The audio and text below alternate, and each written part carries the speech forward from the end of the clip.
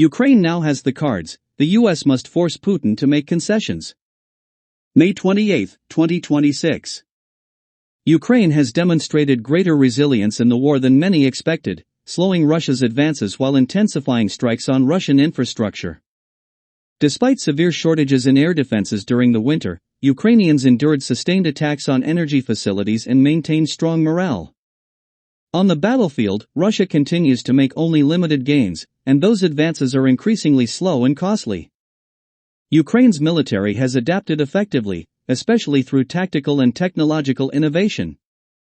One major advantage is its expanded use of close-range drones, which now allow Ukrainian forces to strike targets 30 to 50 kilometers behind Russian lines. These attacks disrupt logistics, air defenses, and troop movements, making large-scale Russian breakthroughs increasingly unlikely. Ukrainian forces have also stabilized their manpower situation, while the quality of Russian troops has continued to decline.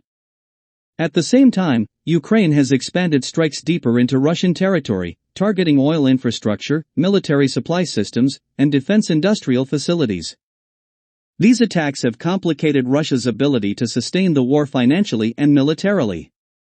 The pressure became so visible that Moscow scaled back its annual May 9 Victory Day parade on Red Square, traditionally a symbol of military power. Instead, the reduced spectacle highlighted Russia's vulnerabilities. Economic strain is also mounting inside Russia. The country's slowdown has been worse than anticipated, increasing pressure on Vladimir Putin from both officials and the broader public. Many Russians are weary of a war that has already lasted longer than the Soviet Union's fight against Nazi Germany in World War II. Restrictions on mobile internet access and social media have further fueled dissatisfaction among citizens and elites. While these pressures are unlikely to trigger a coup or uprising, they appear to be increasing Putin's desire to end the conflict, though only on terms favorable to Moscow. This disconnect between Russia's ambitions and battlefield realities has repeatedly undermined peace negotiations. Previous US-led talks stalled because Moscow continued demanding concessions beyond what it could realistically achieve militarily. Russia recently insisted that negotiations would be pointless unless Ukraine surrendered the remaining Ukrainian-controlled parts of Donetsk, a demand Kiev firmly rejects. The area contains heavily fortified cities and defensive positions that Russia would likely need years to capture at its current pace. Ukraine has shown some willingness to tolerate the de facto loss of already occupied territories, but it refuses to formally cede land Russia has not conquered.